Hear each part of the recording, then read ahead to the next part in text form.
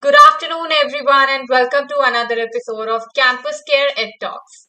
Ed Talks is a platform where educators and leaders come on board and express their viewpoints related to education and society. Our topic for the day is: are the new trends in education actually making a difference? And to express his viewpoints on the same, we have with us Mr. Harshit Bansal, sir, Director of Abhinav Group of Schools, New Delhi, MD of Abhinav Junior Schools, Territory Head of Delhi, and Early Childhood Association of India. A very warm welcome, sir. Thank you. How are you doing, sir? It's so great to have you here on this platform. I am doing great, and it's an absolute honor to be at the Campus Care Ed Talks that we are hosting today. Absolute honor. Thank you so much, sir. So let's start off with the session, sir, shall we? Yes, please, without delay. So, sir, when we talk about the, trends, the newest trends in education. So, uh, after the pandemic, there was, rise in so many trends, like bite-sized learning, project-based learning, and social emotional learning. So, do you think are they here to stay, or is just a fad? How do you see it? We've been calling this a new trend in education, at least after what we've experienced in the pandemic. All the children was attending their classes from their households itself, and they did develop a certain type of learning gap that was present. So to overcome those, educators around the world came up with new and different ideas, and which was required as well. It was needed as well. So the most important trend that we have picked up from the pandemic, or that we have learned from the pandemic, is the social emotional learning aspect of the child's life. Since the schools have physically opened once again since April 2022, what we've observed is that the child has a certain gap in Yeah. what he's feeling and how he's expressing. So that gap is why, because the child since 2 years was attending his classes being at its home itself. The child which was in upper KG in session 2021 now entered grade 3 in session 22-23. So those two fundamental years of where he learns to express himself in the classroom are gone. Same goes for the adolescent child and the child who's entered teenage as well. So there was a much required need of taking up the subject of social and emotional learning, which the educators around the globe Yeah. have taken up, and in past 4 months and 5 months of operation, they have shown a tremendous result and a change in how students have started expressing themselves, have started speaking out what is inside of them, because staying at home they did experience a different part of life. Yeah. Earlier, half of their day was spent in the school, but now they did experience the whole day at their family with their families. They got disconnected with their friends, they got disconnected with their teachers, they got disconnected with the peer learning, their peers, their friends. So they forgot how to express. And as we know, there are only one, or at maximum two siblings at a given home, due to the nuclear culture that we are following right now. So there is no one to talk to the child, to come down at his age group, come down at his age level, and ask the child what actually is going on in his mind, how he is feeling trapped into his room and his household, and not being able to go out and play with his friends. Yeah. So that social emotional learning is going to stay with us for a long period of time, because now we have understood that yes, a child psychology is as much as important as we feel that an adult psychology is. Yeah. So apart from these, the hybrid mode of learning that has emerged will stay here, but how much it will be affected in the classroom, that is a question, still a question, is still a question in all of our minds, that Yeah. how much is the technology present in a classroom? How much do we define too much? So yes, that is still a questionable issue, that how much will be too much. But yes, technology is going to remain in a classroom, and it will never fade away. Thank you so much, sir. So we just talked about, the students. when they were in pandemic, getting bored, and there was nobody to talk to, and things like this. So and the psychology of a child, I feel like it's a child psychology is more important than than an adult psychology, because we often are the way we are because of our childhood traumas. I don't know if it's that, if you agree with me or not, but yeah. I totally resonate with this fact itself, that what you experience and what you are exposed to in Yeah. your childhood, that is what you become as and what you are adult is. Absolutely, sir. And they always say, that it's easier to create strong children than to repair broken adults. So, yeah. Thank you so much, sir. Moving forward, when we talk about these new trends in education, so are these trends actually contributing in any ways to the development of students? Absolutely, these new trends have brought out a new horizon for the educators as well. Yeah. They have started coming out of the rote learning methods, and they have themselves become inquisitive and curious enough to how we can do better than what we are doing today. They themselves are coming up with solutions. Key, yes, sir and ma'am, this is what we can do to improve what we are actually doing till date. So they have come up with new ideas of assessment. They have come up with new ideas of teaching. They have come up with new ideas and ways of imparting the concepts that were being taken up in their lesson plans and their classrooms. So yes, these ideas and these technologies and this shift from the rote learning method to what we are experiencing today has brought a marvelous and a wonderful change in the classroom. The classroom enthusiasm nowadays is much higher than what it's supposed to be, and it actually was before the pandemic.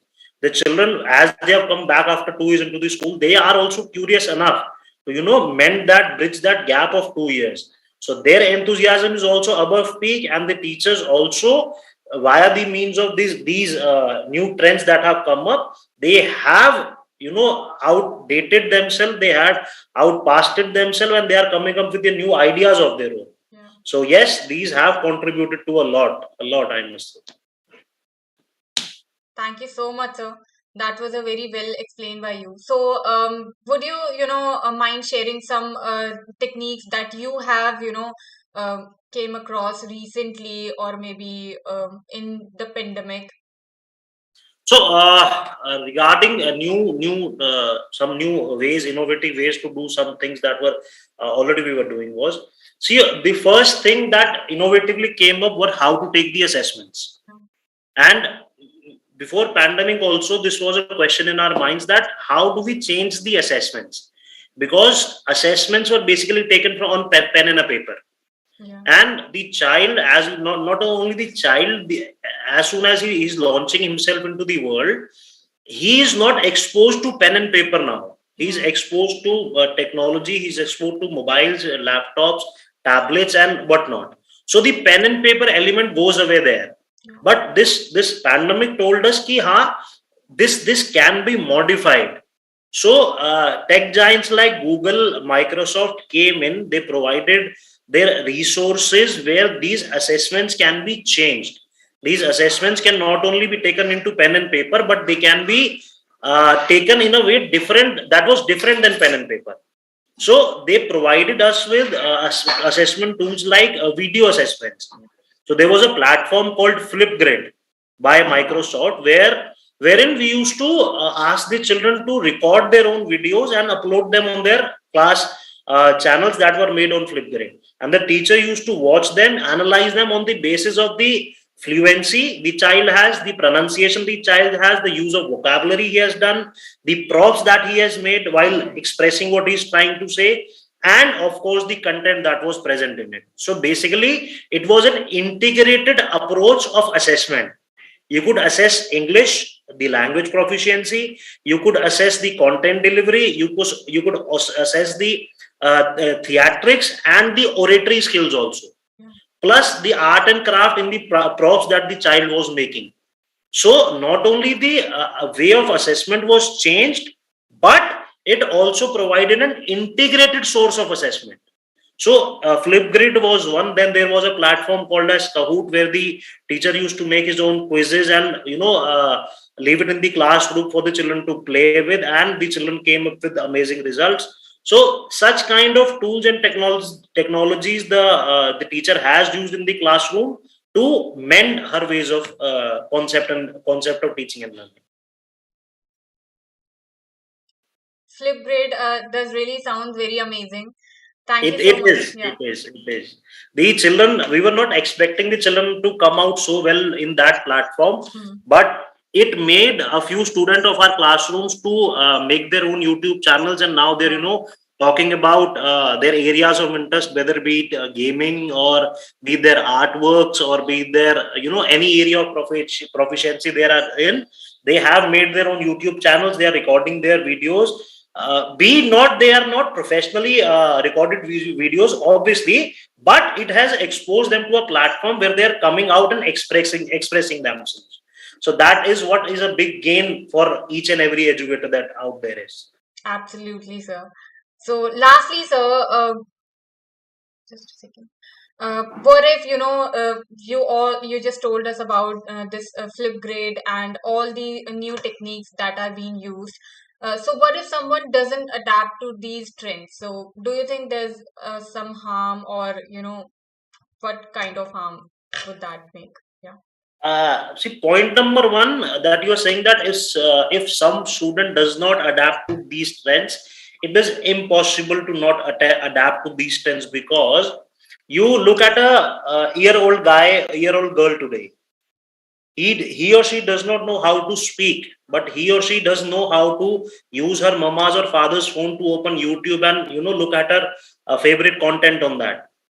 So it is impossible for a child of today's Gen X or 21st century child to, barge his way out of this trend or this technology that we have been talking about. So it is not possible. Students are going to adapt, not because the teacher is imposing the trend onto the child, but because the peer group of his classroom is following that. So peer learning is the most effective way of learning, that also got proved from this point as well. Even if the child was not good enough, he got down to his peers, understood what his flaws and what his concerns were, and he eradicated them. So it is not a question of how the child will adapt. He surely will adapt.